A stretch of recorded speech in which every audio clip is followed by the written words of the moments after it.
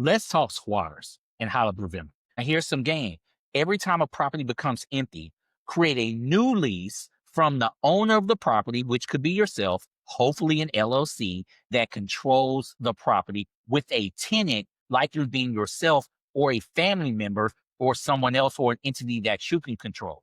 This creates a legal lease, okay, between you, somebody, or an entity that you can control with, again, yourself could be another entity or yourself that you can control. Now, granted, no one has to know that these are two places that you can control, but this does create a legally binding lease. You can't have two legal agreements on the same property at the same time. That's actually called fraud. So when this squatter is there, you show up with your legal lease and you say, hey, I'm actually the renter of this property, or my wife is the renter, or my cousin, or whoever is the person renting this property. This person right here, we're gonna call him a trespasser, and he just broke into my property. Now we're not even talking about squatters' rights anymore. Now we're not talking about a tenant disputing right, because the squatters are trained to come up with fraudulent leases to say, hey, this is a tenant rights issue, therefore we need to go to civil court. That's what the police is going to say.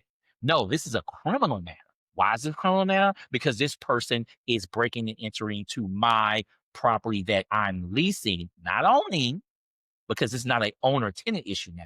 This is a tenant and someone's breaking in my crib type of issue now. And you can't have two leases at the same time. The squatter's not going to have a legally valid lease. You will. So now the police is here to deal with a criminal matter, which they have to deal with, and not a civil matter, which they're trained to send you to the courts for. That's why squatters sit in properties for a long time, and you're not able to, the police is not able to get them out at that moment. So that's huge game right there. Lastly, if you live in the state of Texas, Texas just passed Senate Bill 38 that speeds up the eviction process by making it mandatory that a trial must occur within 20 days. They also passed Senate Bill 1333 that allows owners to submit a sworn affidavit directly to constables who must act or can act even without a court order. This sworn affidavit will say this person does not belong here and therefore they must be removed as a criminal nature. Additionally, it also criminalizes